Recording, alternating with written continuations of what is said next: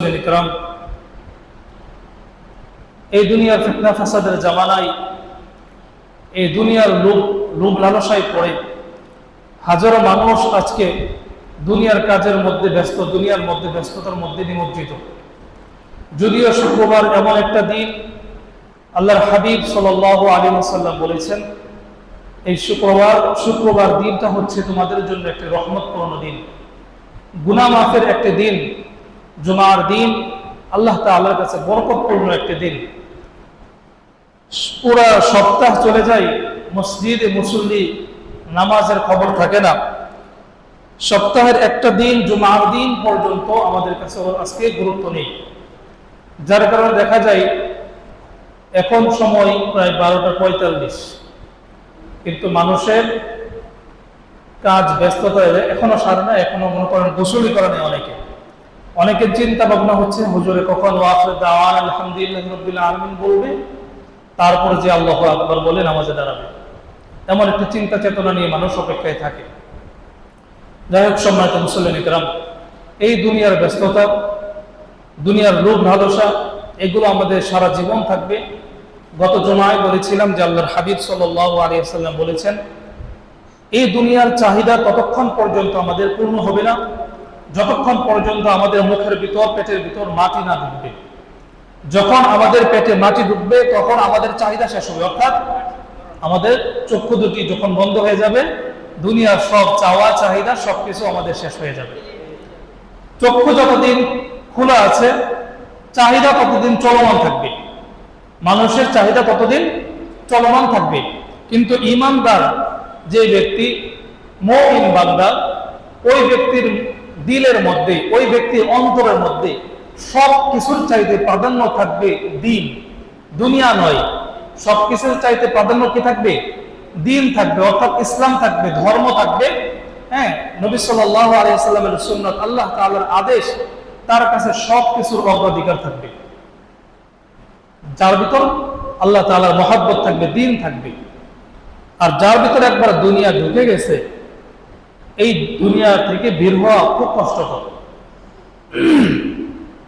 আল্লাহর হাবিব সাল্লাল্লাহু আলাইহি ওয়াসাল্লাম বলেন, হুব্বুদ দুনিয়া রাসু কুল্লি খাতিআহ, দুনিয়ার মহব্বত সমস্ত গুনাহের মূল।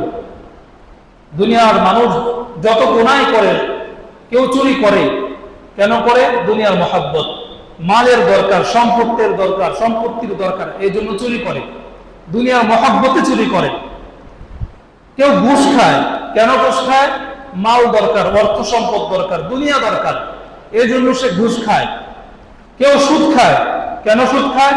তার লাভবান হওয়া দরকার, বড় লোক হওয়া দরকার, অর্থ সম্পদ দরকার, এই জন্য সে সুদ খায়।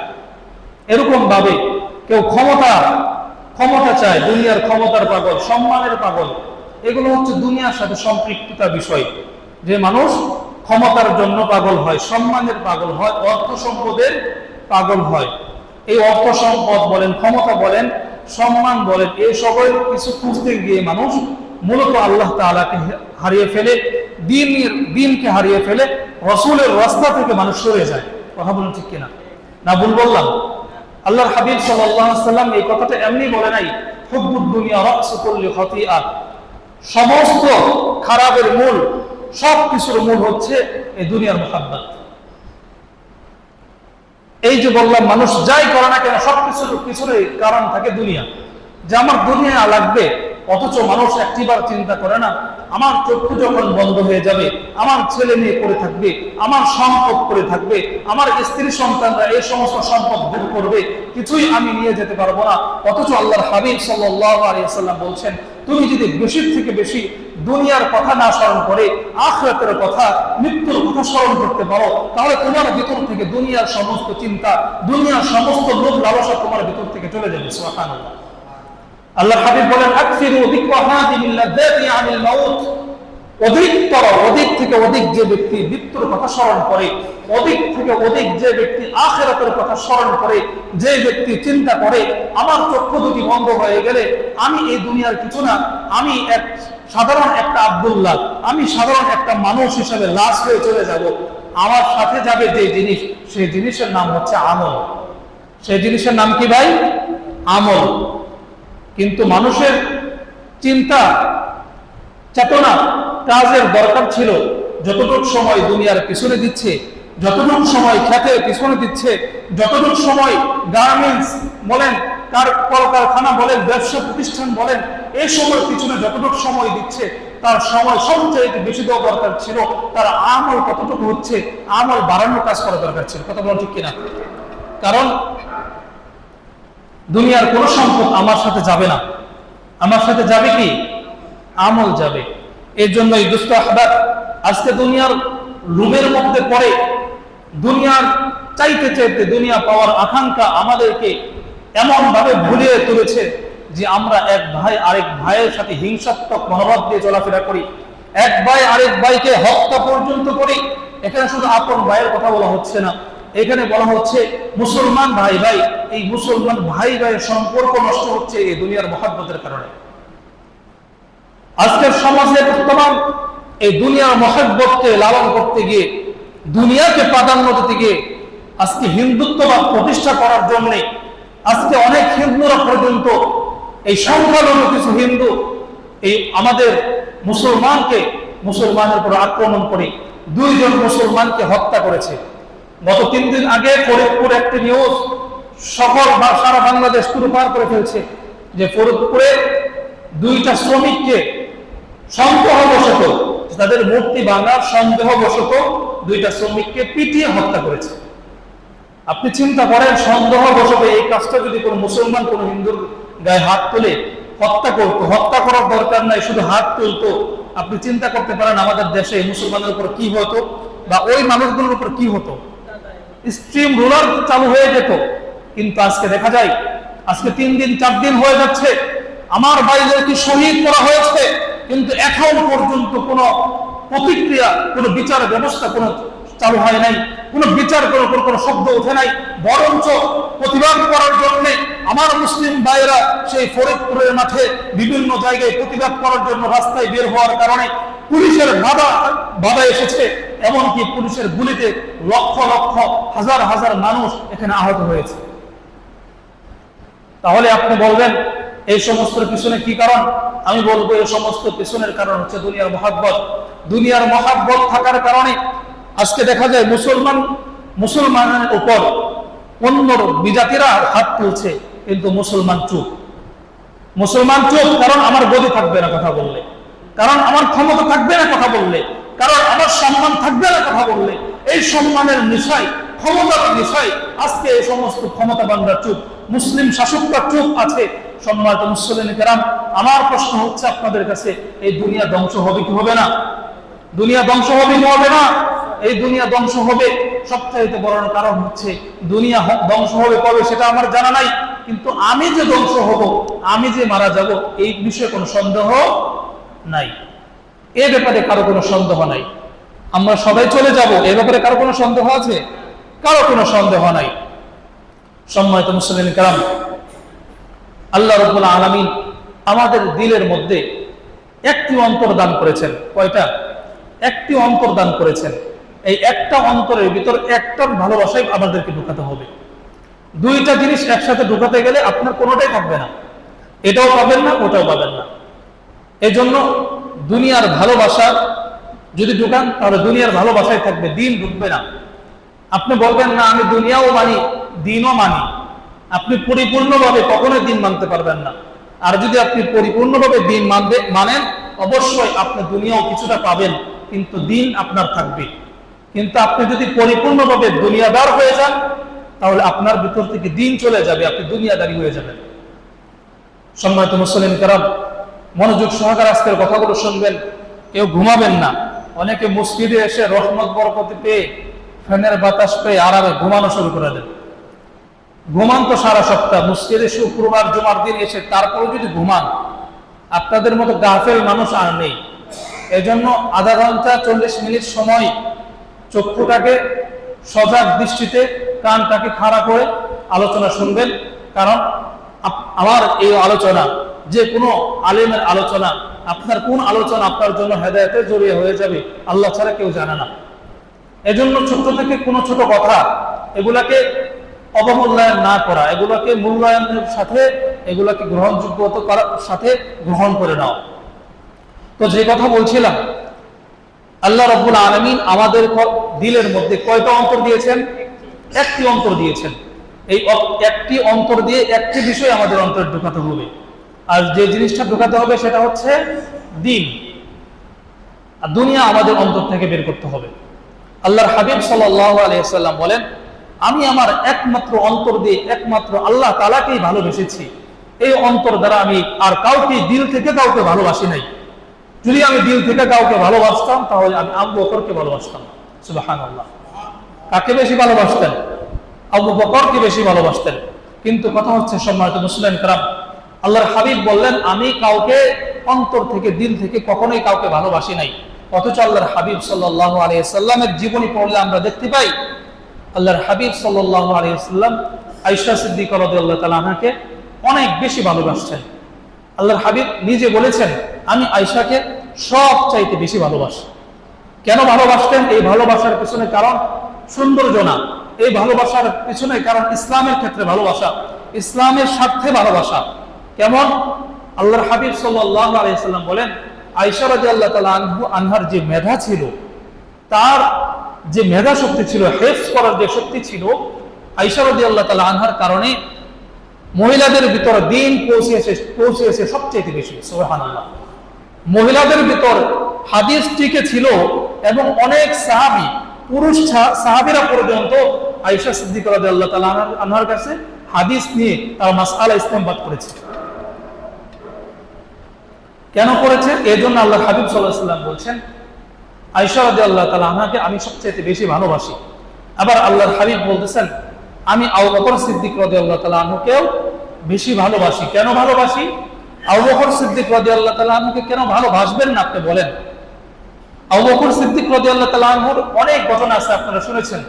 আমি হয়তো এই মসজিদে বলেছিলাম যে তাবুক যুদ্ধের সময় আল্লাহর হাবিব সাল্লাল্লাহু আলাইহি ওয়াসাল্লাম সমস্ত সাহাবীদের থেকে কিছু চাইলেন যে ইসলামের জন্য, জিহাদের জন্য, দ্বীনের জন্য তোমরা যার যার সামর্থ্য অনুযায়ী কিছু দান করো।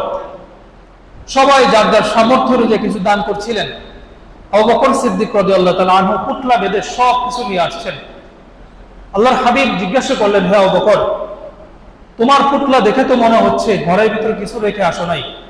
কি রেখে আসছো? প্রশ্ন করা নাই কি নিয়ে আসছো, প্রশ্ন করছে কি রেখে আসছো।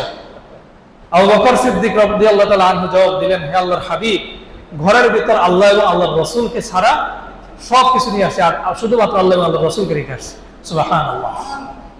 দ্বীনের স্বার্থে আবু বকর সিদ্দিক রাদিয়াল্লাহু তাআলা আনহু কুরবানি ছিল এমন, দ্বীনের চাওয়া যেখানে, আবু বকর সিদ্দিক রাদিয়াল্লাহু তাআলা আনহু সেখানে নিজের সর্বত্র সবকিছু বিলিয়ে দিতেন। এটাই ছিলেন আবু বকর। শুধু তাই নয়, আল্লাহর হাবিব সাল্লাল্লাহু আলাইহি ওয়াসাল্লাম যখন মক্কা থেকে মদিনায় হিজরত করতে যাবেন, আবু বকর সিদ্দিক রাদিয়াল্লাহু তাআলা আনহুকে শুধু বলছিলেন যে অমুক সময় আমি এই মাসের সামনে যে কোনো সময় আমি হিজরত করতে পারি, আমি তোমাকে আমার সঙ্গী হিসাবে নিয়ে যাব, তুমি আমার সাথে থাকবে, তুমি প্রস্তুত থেকো। শুধু এই কথাটা বলেছিল। আপনারা জানেন ঘটনা কি ঘটেছে? আবু বকর সিদ্দিক রাদিয়াল্লাহু তাআলা আনহু এরপর থেকে তার পিঠ কখনো বিছানায় লাগায় নাই।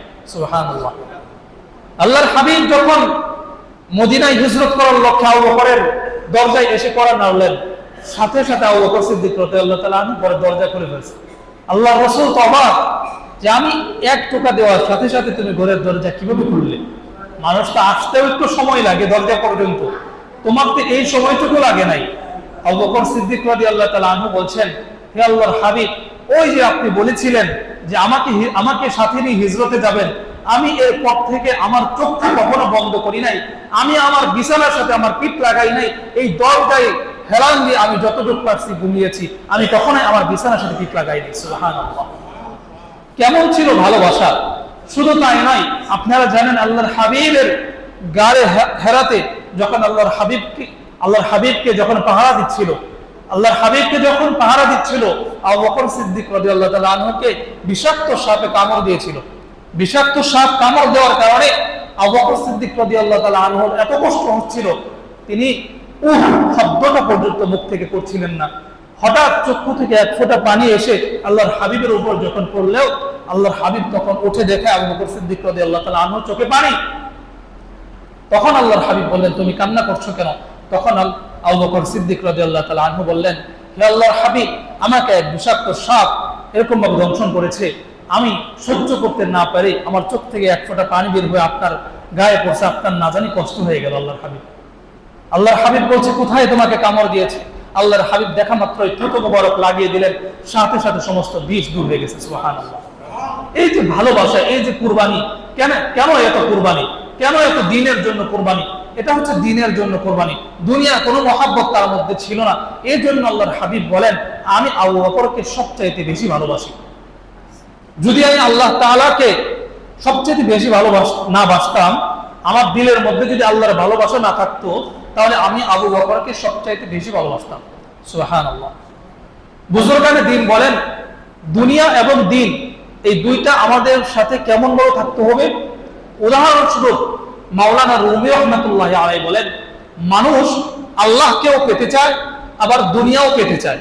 এই দুইটা এমন যে একটা পাগলের চিন্তা ভাবনা যেমন, মানুষ আক্কেল জ্ঞান হারিয়ে ফেললে যেমন হয়, মানুষের চিন্তা চেতনা এমন।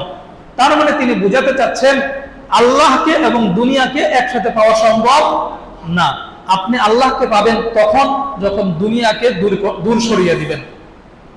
আল্লাহকে পাবেন তখন যখন দুনিয়ার মহাব্বত আপনার দিল থেকে দূরে সরিয়ে দিবেন। দুনিয়ার মহাব্বত দিল থেকে সরানোর পরেও আল্লাহ তাআলা দুনিয়া দিয়েছেন, এমন গণনা নাই। দুনিয়া না থাকতো তারা বাদশাহী অনেক নবীরা পেত না, বাদশাহী অনেক বুজুর্গের দিন পেত না। সুলাইমান আলাইহিস সালাম, তিনি বাদশাহী জিন্দেগি আল্লাহ তাআলা তাকে দান করেছিলেন, দুনিয়াও দিয়েছিলেন, আবার দিনও দিয়েছিলেন, আল্লাহ তাআলাই দিয়েছিলেন। কিন্তু যদি আমি দিনকে আঁকড়ে ধরি, আল্লাহ তাআলা অটোমেটিকলি আমাকে দুনিয়া দিবেন। কিন্তু আমি যদি শুধুমাত্র দুনিয়াকে ধরি, তাহলে আমি দিনও পাবো না, দুনিয়াও পাবো না। কেন দুনিয়া পাবো না? চক্ষু বন্ধ হওয়ার সাথে সাথে আমার দুনিয়া শেষ, আর চক্ষু বন্ধ হওয়ার সাথে সাথে আমার দিনও শেষ, আল্লাহকেও পেলাম না। এজন্য মাওলানা রুমি রাহমাতুল্লাহি আলাইহি বলেন, দুনিয়ার সাথে তোমাদের উদাহরণ হচ্ছে এমন, দুনিয়ার সাথে সম্পর্ক এভাবে রাখবা যেমন একটা নৌকা পানিতে চলে। নৌকা চলার জন্য পানি জরুরি, পানি দরকার, পানি ছাড়া নৌকা চলবে না। কিন্তু এই পানি যদি নৌকার ভিতরে চলে আসে, তাহলে নৌকা ডুবে যাওয়ার সম্ভাবনা আছে না নাই? কথা বলতে হবে, নৌকা ডুবে যাওয়ার সম্ভাবনা আছে না নাই? অবশ্যই আছে। তাহলে সম্মানিত মুসলিম কেরাম, এই উদাহরণটা হচ্ছে আমাদের সাথে দুনিয়া দিনের সাথে চলার জন্য দুনিয়ার কিছুটা দরকার আছে, কিন্তু দুনিয়ায় চলতে গিয়ে দুনিয়া যেন আমাদের ভিতর ঢুকে না যায়। দুনিয়া যদি আমাদের ভিতর ঢুকে যায়, তাহলে ওই নৌকার হালত যেমন হবে, আমাদের হালত ঠিক তদ্রুপ হয়ে যাবে। নৌকা যেমন ডুবে ধ্বংস হয়ে যাবে, দিনের চলতে চলতে, দিনের রাস্তায় চলতে অবস্থায় যদি আমরা দুনিয়াকে এমন ভাবে ঢুকিয়ে ফেলি আমাদের অন্তরের মধ্যে, তাহলে আমরাও ওভাবে ধ্বংস হয়ে যাবে। আরো একটা উদাহরণ নেন সুন্দর করে। আমরা দুনিয়াতে অনেকেই দেখবেন সুন্দর করে ঘর বানাই, ঘরের মধ্যে বেডরুম বানাই, এটা দরকার। ঘরের মধ্যে আমরা ড্রেসিং টেবিল বসানোর জন্য, এটা কি বলে, খাবার টেবিলের জন্য কিচেন রুম বানাই, দরকার। এরকম ভাবে গেস্ট রুম বানাই, সব দরকার। আবার সাথে বর্তমান ঘরের মধ্যে বাথরুমটাও বানাই, বাথরুমটাও দরকার। যদিও এটা নাপাক একটা বিষয়, তবুও ঘরের মধ্যে আমরা এটা রাখি। কেন? এটা প্রয়োজন। এটা কি প্রয়োজন? কিন্তু কোন মানুষ কখনো কি এই চিন্তা করছে যে আমার বাথরুম এত সুন্দর, আমি যাই আমার বাথরুমে যাই শুয়ে থাকি, আমি আমার বাথরুমে যাই ঘুমাই? এমন চিন্তা কেউ করে? এমন চিন্তা কেউ করে না। যদি এটা প্রয়োজনীয় একটা জিনিস, কতক্ষণ পর্যন্ত প্রয়োজন? যতক্ষণ আমার হাজত আছে, যতক্ষণ আমার পেটের হাজত পূর্ণ হয়ে যাবে, এটা প্রয়োজন শেষ হয়ে যাবে। আমার পেটের হাজত শেষ, এটার প্রয়োজন শেষ। এমন কোন মানুষ নাই, যে নিকৃষ্ট মানুষ নাই, যে পেটের হাজত শেষ করার পরেও বাথরুমে বসে বসে সময় নষ্ট করছে। এমন নিকৃষ্ট মনোভাব মানুষ মনে হয় নাই। হয়তো অনেকে আছে বিড়ি খাওয়ার জায়গা পায় না, বাথরুমে যায় বিড়ি খায়। বিশ্বাস করবেন কিনা, এই যে আপনাদের মসজিদের বাথরুম, এটা পড়ছে তো রাস্তার ওপারে। এই মসজিদের বাথরুমে কিছু সাধারণ মানুষ ঢুকতো। আমি নিজে যেখানে এই বাথরুম ইউজ করি, একজন ইমাম সাহেব এই এলাকার, তিনি এই বাথরুমে যায়। কমাস কম এতটুকু চিন্তা করলেও তো এই বাথরুমে বসে বিড়ি খাওয়া থেকে বিরত থাকা দরকার ছিল। এই বাথরুমে ঢুকেও বিড়ি খাওয়া বন্ধ নাই। তাহলে কেমন বিড়ি খাওয়ার নেশা তাদের। তার মানে বোঝা যাচ্ছে নিজেদের বাথরুমে আরো খায়। আল্লাহ তাআলা এই সমস্ত মানুষদেরকে হেফাজত করুন, এই সমস্ত নেশাখোরদেরকে নেশা থেকে ফিরিয়ে আসা তৌফিক দান করুন।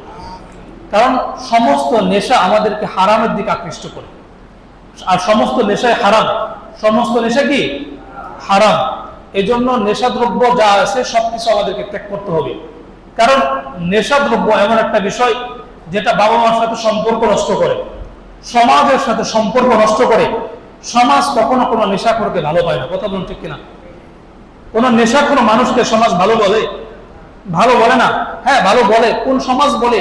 যে সমাজ স্বার্থন্যাসী সমাজ, যে সমাজ মানুষ টাকাওয়ালা মানুষকে সম্মান করে, অর্থ অভাব যারা আছে, দুস্থ মানুষ যারা আছে, অভাবী মানুষ যারা আছে, দেখবেন তারা একটা দোষ করলে ওই দোষকে এরকম ভাবে হাইলাইট করে, তাকে এমন ভাবে অপমান করে, ওই অপমানটা কখনো একটা বড় লোক টাকাওয়ালা মানুষকে করে না, কথা বলো ঠিক কিনা? এই অপমান এরকম বিচার যদি ওই মানুষটারও করতো, যে মানুষটা বড় লোক, যেও বিড়ি খাইছে, গাঞ্জা খাইছে, নেশা করছে, অন্যায় করছে, অপরাধ করছে, বিচার ব্যবস্থা তার জন্য যদি সমান থাকতো, যেমন গরিবের সমান, এরকম যদি বিচার ব্যবস্থা থাকতো যে সবার বিচার সমান, তাহলে আমাদের এই সমাজটা সুন্দর সমাজ হয়ে যেত। কিন্তু আজকে আমাদের সমাজ সুন্দর না কেন? আজকে আমাদের সমাজের বিচার ব্যবস্থা ভালো না। আমরা পক্ষপাতিত্ব করি বিচারের মধ্যে, যে আমার যাকে ভালো লাগে ওই দিকটাকে আমি প্রাধান্য দিই, আমার যাকে ভালো লাগে না আমি ওটাকে কিভাবে ধমিয়ে, কিভাবে তাকে জরিমানার মধ্যে ফেলানো যায়, কিভাবে তাকে অপমানের মধ্যে ফেলানো যায়, কিভাবে তাকে লাঞ্ছনার মধ্যে ফেলানো যায়, এই কাজটা বেশি করা হয়। কথা বলুন ঠিক কিনা? না মিথ্যা বলছি আমি? সম্মানিত মুসলিম কিরাম, তো যে কথা বলছিলাম, দুনিয়ার মহাব্বত আমাদেরকে এরকম ভাবে প্রয়োজন মাফিক থাকতে হবে। বাথরুম আমাদের জন্য যতটুকু প্রয়োজন, এতটুকু প্রয়োজন আমাদেরকে দুনিয়া রাখতে হবে, এর চাইতে বেশি আমাদের রাখা যাবে না। সম্মানিত মুসলিম কিরাম, এক বুজুর্গ ছিল মাওলানা আত্তার রহমাতুল্লাহ আলাইহি, তিনি আতর বিক্রি করতেন।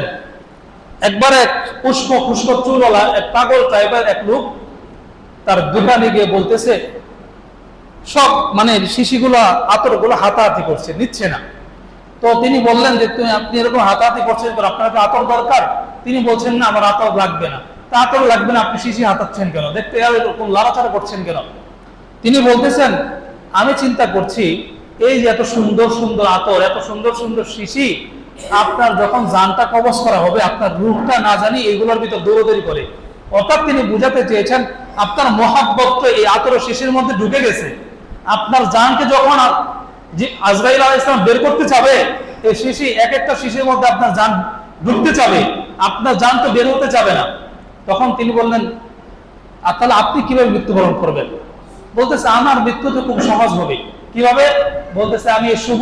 তিনি শুইলেন, শোয়ার পর বলতেছেন আমি কালিমা পড়বো, লা ইলাহা ইল্লাল্লাহ, কালিমা পড়লেন আর চক্ষু বন্ধ করলেন, তিনি মারা গেলেন। সুবহানাল্লাহ। তিনি মৃত্যুবরণ করলেন। এই উদাহরণ দেওয়ার উদ্দেশ্য হচ্ছে দুনিয়ার সাথে যার যতটা সম্পর্ক তার মৃত্যুটা ততটা কঠোর হবে। কারণ আমার মধ্যে দুনিয়ার মহাব্বত ঢুকে গেছে, আমার ওই দুনিয়া যেতে মন চাবে না, আখিরাতে যেতে মন চাবে না, আমার রূহ যেতে মন চাবে না, আমার রূহ শুধু চাবে এই দুনিয়ায় আমি থাকি। আর যার রূহের মধ্যে, যার দিলের মধ্যে দিন ঢুকছে, যার দিলের মধ্যে আমল ঢুকছে, সে বুঝবে দিনের মজা, সে বুঝবে আখিরাতের মজা, সে বুঝবে জান্নাতের মজা। ওই ব্যক্তির মৃত্যুর সময় জান্নাতটা তার সামনে এরকম ভাবে উপস্থিত করা হবে, সে বলবে আমাকে তাড়াতাড়ি নিয়ে যাও, আমি ওই যে আমার ওই ঘর দেখা যাচ্ছে আমি ওখানে যাব। আর যে ব্যক্তি কাফের, বেঈমান, যে ব্যক্তি মুশরিক, যে ব্যক্তির মধ্যে দুনিয়ার লোভ ঢুকেছে, ওই ব্যক্তির রূহ শুধু ছটফট করতে থাকবে, অমুক জায়গায় দৌড়াবে, তমুক জায়গায় দৌড়াবে, আসতে চাবে না, বলবে আমার দরকার নাই, আমি যাব না, আমাকে থাকতে দেন, দুনিয়ায় থাকতে দেন। কিন্তু আজরাইল একবার চলে আসলে থাকার কোনো সুযোগ আছে ভাই? থাকার কোনো সুযোগ নাই। এই জন্য সম্মানিত মুসলিম কেরাম, এই দুনিয়ার মহাব্বত যদি অন্তর থেকে বের করতে চাই, এক নম্বর বিষয় দুনিয়াকে প্রয়োজন মাফিক ব্যবহার করতে হবে। যতটুকু প্রয়োজন ততটুকু ব্যবহার করতে হবে, বাড়তিটুকু আমাদের থেকে দূরে সরিয়ে দিতে হবে। তো সম্মানিত মুসলিম কেরাম, এই জন্য আল্লাহ রাব্বুল আলামিন নিজেও কোরআনে মাজিদের মধ্যে বলেছেন, সূরাতুল জুমার 10 নম্বর আয়াতের মধ্যে আল্লাহ রাব্বুল আলামিন বলেন, فَإِذَا قُضِيَتِ الصَّلَاةُ فَانتَشِرُوا فِي الْأَرْضِ। হে দুনিয়ার মানুষ, তোমরা যখন নামাজ থেকে ফারিগ হবে, নামাজ থেকে ফারিগ হওয়ার পর ফান্তাশিরু ফিল আরদ, তোমরা জমিনে বিচরণ করো, জমিনে ছড়িয়ে পড়ো। সুবহানাল্লাহ। আল্লাহ তাআলা কি শিক্ষা দিচ্ছেন? এটা শিক্ষা দিচ্ছেন না যে তোমরা নামাজ পড়ে ঘরে বসে থাকবা, দুনিয়া দরকার আছে বিদায়। আল্লাহ তাআলা বলছেন নামাজ পড়ো, নামাজ পড়ার পর দুনিয়ায় ছড়িয়ে পড়ো রিজিক তালাশ করার জন্য। রিজিক আল্লাহ তাআলা তোমাদেরকে ঘরে এনে পৌঁছায় দিবেন না। রিজিক অবশ্যই তোমাকে তালাশ করতে হবে। রিজিকের জন্য তোমাকে ঘর থেকে বের হতে হবে, হালাল পন্থায় তোমাকে রিজিক তালাশ করতে হবে, কাজ করতে হবে, তবেই আল্লাহ তাআলা তোমাকে রিজিক দান করবেন। আরেকটা বিষয় কি বলছিলাম, দুনিয়াকে আমাদের ভিতর থেকে দূর করার জন্য, বের করার জন্য বেশি থেকে বেশি মৃত্যুর কথা স্মরণ করতে হবে, বেশি থেকে বেশি আখিরাতের কথা স্মরণ করতে হবে। আল্লাহর হাবিব বলেন, আকসিরু যিকরা হাযিহিল লাযযাতি আনিল মাউত, যে ব্যক্তি অধিক থেকে অধিক মৃত্যুর কথা স্মরণ করে ওই ব্যক্তির মধ্যে কখনোই দুনিয়ার মহব্বত থাকবে না। সুবহানাল্লাহ। জোরে সরে বলেন সুবহানাল্লাহ। আল্লাহর হাবিব কি বললেন?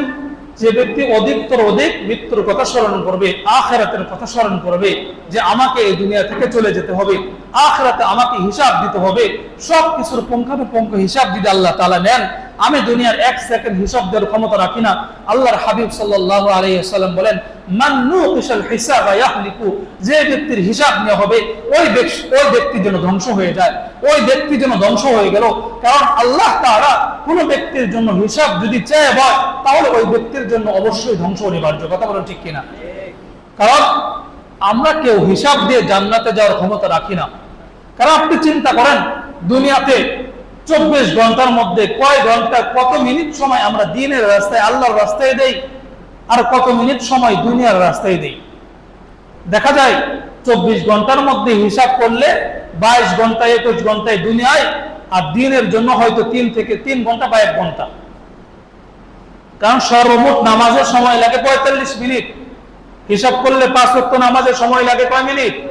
45 মিনিট।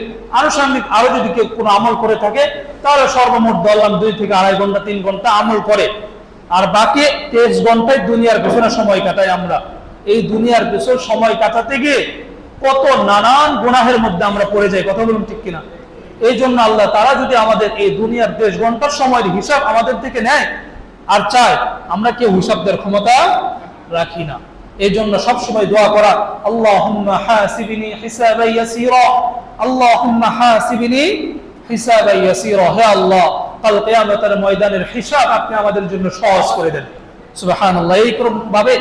এরকম ভাবে আল্লাহর হাবিব আমাদেরকে দোয়াও শিক্ষা দিয়েছেন, যাতে আমরা বাঁচতে পারি। তবুও মানুষ বাঁচার চিন্তা করে না, মানুষ চিন্তা করে কিভাবে জাহান্নামের গর্তে পড়া যায়। এই জন্য সম্মানিত মুসলিম কিরাম, আরো একটি বিষয় হচ্ছে, আল্লাহ রাব্বুল আলামিন কোরআন কারীমের মধ্যে বলেন, যারা শুধুমাত্র দুনিয়ার মহাব্বত নিয়েই চিন্তা করে, দুনিয়ার অর্থ সম্পদের কথাই চিন্তা করে, শুধু দুনিয়া চিন্তা করে, দুনিয়ার ক্ষমতার চিন্তা করে, নেতার পিছনে পড়ে পড়ে নিজের জীবনের সময়টাকে শেষ করে দেয়।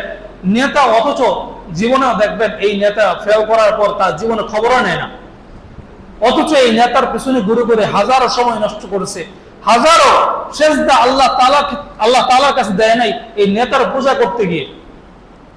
দুনিয়ার নেতার পূজা করতে গিয়ে আল্লাহ তাআলার পায়ে সেজদা দেওয়ার সময় অনেক যুবকের হয় নাই, শুধুমাত্র নেতার মহব্বত থাকার কারণে। এই মর্মে আল্লাহ তাআলা বলছেন সূরাতুল তাহা 124 নম্বর আয়াতের মধ্যে আল্লাহ তাআলা বলছেন, ওমান আ'রাদা আন যিকরি ফাইন্না লাহু মাঈশাতান দানকা ওয়া নাহশুরুহু ইয়াওমাল কিয়ামাতি আ'মা। যারা দুনিয়ার মহব্বত, দুনিয়ার লোভ লালসা অন্তরের মধ্যে ঢুকাবে, আল্লাহ তাআলা বলছেন আমি তাদের অন্তরটাকে সংকুচিত করে দিব, ছোট করে দিব। ওমান আহশারা ইয়াওমাল কিয়ামাতি আ'মা, এবং তাদেরকে কিয়ামতের দিন অন্ধ অবস্থায়, এরকম ভাবে কানা অবস্থায় কিয়ামতের দিন উঠাবে। কিভাবে উঠাবে? অন্ধ অবস্থায় উঠাবে। কারণ দুনিয়াতে সে অন্ধ হয়ে চলাফেরা করছে, দ্বীন চিনে নাই, ধর্ম চিনে নাই, ইসলাম চিনে নাই, আলেম চিনে নাই, জান্নাত চিনে নাই, জাহান্নাম চিনে নাই। যে ব্যক্তি সব সময় দ্বীনের বিরুদ্ধে কাজ করেছে, দুনিয়ার পক্ষে কাজ করেছে, আলেম ওলামার বিরুদ্ধে কাজ করেছে, আল্লাহ তাআলা বলছেন আমার কাছে আয়, কিয়ামতের দিন আমি তোকে অন্ধ অবস্থায় দাঁড় করাবো। এই জন্য সম্মানিত মুসলিম কিরাম, আল্লাহ তাআলা বলছেন এই দুনিয়াকে তোমরা যত সাধ্য তোমাদের প্রয়োজন মাফিক খরচ করো। প্রয়োজনের ঊর্ধ্বে খরচ করা যাবে না, অবশ্যই প্রয়োজনের ঊর্ধ্বে আমাদের হিসাব নেওয়া হবে। কথাগুলো বলার কারণ হচ্ছে রমাদান যাওয়ার পর আমাদের বর্তমান মুসল্লিদের হালত কেমন জানি, মনে হচ্ছে এমন যে রমাদান মাস আসলে ইবাদত করার কথা আল্লাহ তাআলা বলছেন। রমাদান মাসেই শুধুমাত্র আল্লাহ তাআলা 5 ওয়াক্ত নামাজ ফরজ করেছিলেন। রমাদান মাস যাওয়ার পর আমাদের আর দিন ধর্ম ইসলাম ধর্ম আর মানতে হবে না, এমন একটা হাবভাব আমাদের মধ্যে চলে আসছে। অথচ আমার আলোচনা বোঝানোর উদ্দেশ্য হচ্ছে এটাই যে দুনিয়ার মহাব্বত আমাদের অন্তর থেকে বের করতে হবে। কারণ দুনিয়া আমি আপনি চিরস্থায়ী থাকতে পারবো না, বা এই দুনিয়া আমরা কেউ নিয়ে যেতে পারবো না। আমাকে এখানে বলেন, এখানে কে আছেন দুনিয়ার সম্পদ, অর্থ সম্পদ, ছেলে মেয়ে আপনার সাথে নিয়ে যাবেন, আপনার কবরের হিসাব আপনার ছেলে মেয়ে দিয়ে দিবে, এমন কারো সন্তান আছে? এমন কারো সম্পদ আছে যে সম্পদ আপনাকে কবরের আযাব থেকে বাঁচাবে, আপনাকে কবরের হিসাব থেকে বাঁচাবে, কিয়ামতের হিসাব থেকে আপনাকে আপনার সম্পদ বাঁচাবে? আপনি যদি আমাকে গ্যারান্টি দিতে পারেন আপনার সাথে আমার কথা নাই, আপনাকে দিনের দাওয়াতও আমি দিব না, আপনাকে নামাজের দাওয়াতও দিব না, নামাজের কথাও বলবো না, সুদ ঘুষ থেকে বাঁচার কথাও আমি আপনাকে বলবো না, কারণ আপনি আপনাকে বাঁচার গ্যারান্টি দিয়ে দিয়েছেন। আর যদি বলেন না হুজুর আমি জানি না আমি বাঁচতে পারবো কিনা, আল্লাহ তাআলা ভালো জানেন, আল্লাহ তাআলা যদি আমাকে দয়া করে বাঁচান, আল্লাহ তাআলা যদি আমাকে ক্ষমা করেন, তবেই আমি বাঁচতে পারবো, এছাড়া বাঁচতে পারবো না। তাহলে ভাই আপনাকে আমি ওয়েলকাম জানাই, আসেন দিনের রাস্তায়, আসেন নামাজের রাস্তায়, হারাম ত্যাগ করেন, আসেন হালালের রাস্তায়, অচিরেই নামাজমুখী হন। যেভাবে রমাদান মাসে নামাজমুখী ছিলেন, সারা বছর এভাবে নামাজমুখী থাকতে হবে। তাহলে আপনি দিনদার, না হলে আপনি মুখোশধারী দিনদার, মুনাফিক লেভেলের দিনদার। মুনাফিকরা যেমন সুযোগ বুঝে ইবাদত করত, সুযোগ চলে গেলে তারা আর মসজিদের কাছেও যেত না, ইবাদতের ধারে কাছেও যেত না। তারা একবার রাসূলের কাছে যেয়ে বলতো আমরা আপনার সাথে আছি, আবার কাফেরদের কাছে যেয়ে বলতো আমরা তো আপনাদের সাথে আছি, তাদের সাথে নামমাত্র আছে। তাদের সমস্ত কথা, ইসলামের সমস্ত প্ল্যানিং, যুদ্ধের সমস্ত প্ল্যানিং গুলো কাফেরদের কাছে এসে বলে দিত। এরকম ভাবে ইসলামের ক্ষতি করছে এই সমস্ত মুনাফিকরা। ঠিক তদ্রূপ আজকেও আমাদের মধ্যে এরকম নেফাকি ঢুকে গেছে, দুনিয়ার মহাব্বত আমাদের মাঝে এমন ভাবে ঢুকে গেছে, যার কারণে আমি বলতে পারি আপনাদেরকে, আপনারা নিজেদেরকে বলতে পারেন আমি মুনাফিক হয়ে গেছি, নেফাকি ঢুকে গেছে। এই জন্য সম্মানিত মুসলিম কেরাম, এই নেফাকি মুনাফিক অবস্থায় যদি কেউ মারা যায়, আল্লাহর হাবিব সাল্লাল্লাহু আলাইহি ওয়াসাল্লাম দুনিয়াতে বেঁচে থাকা অবস্থায় আল্লাহ রাব্বুল আলামিন তার নিজের জানাজা পড়ার নিষেধ করেছিলেন। আল্লাহ রাব্বুল আলামিন মুনাফিকের জানাজা পড়তে নিষেধ করেছে, এবং মুনাফিককে বলা হয়েছে মুনাফিকের যে ধ্বংসস্তূপ, মুনাফিকের যে জায়গা জাহান্নামে, এটা কাফেরের চাইতে নিকৃষ্ট জায়গা থাকবে। ইন্নাল মুনাফিকিনা ফিদ দারকিল আসফালি মিনান নার, নিশ্চয় মুনাফিকের জায়গা, মুনাফিকের স্থান জাহান্নামের সবচেয়ে নিম্ন স্তরে, নিম্ন গহ্বরে থাকবে। এজন্য সম্মানিত মুসলিম কিরাম, মুনাফিকের কাতার থেকে যদি আমি আপনার নামগুলো কাটাতে চাই, আল্লাহর হাবিব বলেন এশা এবং ফজরের নামাজ জামাতের সাথে পড়তে হবে। এখন আমাদের অনেক নামাজি ভাইয়ের প্রতিও এই কথা চলে যায়, অনেক নামাজি ভাই পর্যন্ত আছে যারা ফজরের নামাজ জামাতের সাথে আদায় করে না। অনেক নামাজি ভাই, নামাজি মুসল্লি, 5 ওয়াক্ত নামাজি মুসল্লি, এশার নামাজ জামাতের সাথে আদায় করে না, লামসাম ঘরে পড়ে নিল আর কি। এরকম করলে আল্লাহর হাবিব বলছেন মুনাফিকের খাতায় তার নাম চলে যাওয়ার সম্ভাবনা আছে। এই মুনাফিকের খাতার থেকে যদি নাম কাটাতে চায়, তাহলে অবশ্যই তাকে ফজরের নামাজ এবং এশারের নামাজ জামাতের সাথে পড়তে হবে। আল্লাহ রাব্বুল আলামিন আমাদেরকে এই সংক্ষিপ্ত আলোচনা বুঝার এবং আমল করার তৌফিক দান করুক, সকল বলে আমিন। আর যদি কেউ কথাই মনে কষ্ট পেয়ে থাকেন, আল্লাহ তাআলা আমাকে নিজ গুণে ক্ষমা করে দিবেন। আর অল্প কথা, আল্লাহ তাআলা আমাদের সবাইকে আমল করার তৌফিক